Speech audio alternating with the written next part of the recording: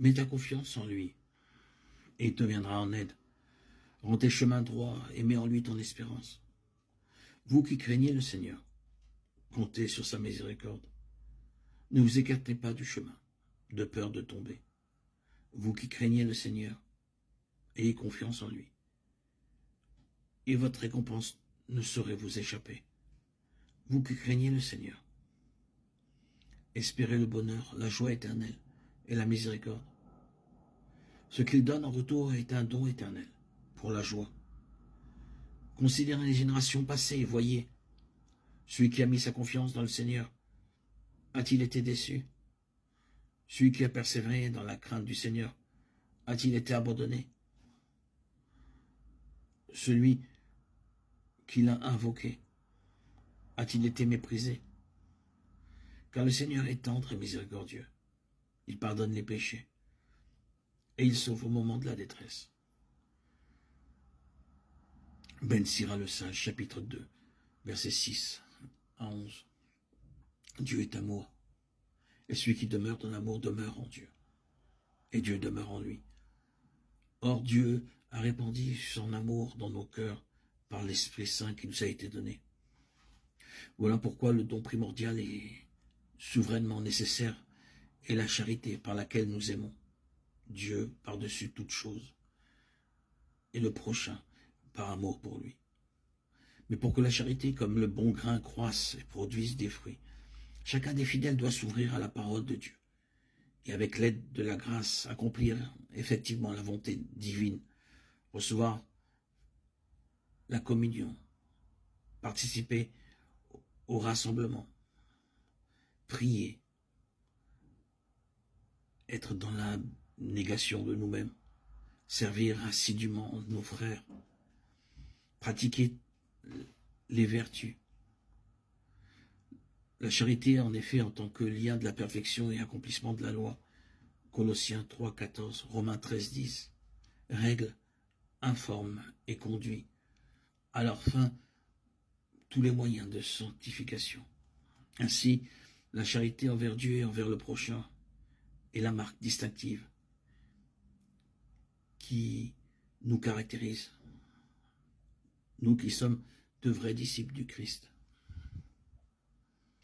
Seigneur, que nous puissions tous toujours te servir dans l'abnégation de nous-mêmes, dans l'humilité, nous relever de nos fautes en croyant fermement que tu nous pardonnes. Comme tu as pardonné à Marie-Madeleine, cette Marie-Madeleine citée 30 fois dans l'Évangile,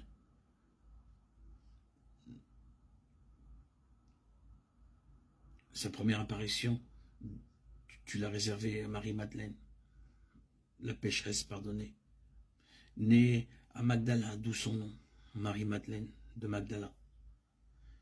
Elle s'est attachée à toi. Tu lui as pardonné sa vie dissolue, comme tu nous pardonnes. Tu lui as dit, je ne te condamne pas, va et désormais ne pêche plus. Elle sera près de la croix au calvaire, à proximité de Jean et de la mère de Jésus. Elle verra le Seigneur dans le jardin où se trouve le tombeau, et ne le reconnaît que quand il l'appelle par son nom. Elle l'appelle Rabouni, maître. Elle veut lui enlacer les pieds, mais lui enjoint, cesse de me tenir, et il la charge d'aller annoncer sa résurrection aux apôtres. Quand Marie-Madeleine, que tu as demandé d'être ton envoyé, Seigneur,